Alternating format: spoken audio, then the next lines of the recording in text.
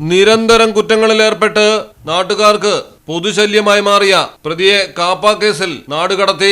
കോട്ടയത്താണ് സംഭവം. Thrikkodithanam police station പരിധിയിൽ താമസിക്കുന്ന പായിപ്പാട് വില്ലേജിൽ പുത്തൻകാവ് അമ്പലം ഭാഗം പുത്തൻപുരയ്ക്കൽ വീട്ടിൽ ബി സാന്ധ്യയെയാണ് കാപ്പ വകുപ്പ് പ്രകാരം 1 വർഷത്തേക്ക് കോട്ടയത്ത് നിന്നും നാടുകടത്തിയത്.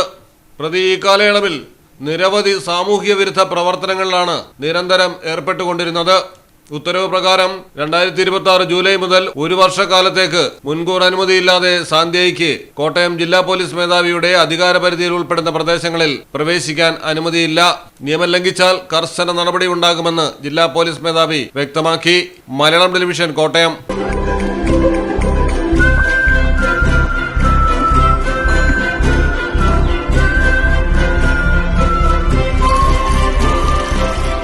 ഷൈനിക്സ് ആവുമ്പോ നമ്മൾ മുടക്കിയ കാശിനുള്ള വാല്യൂം കിട്ടും.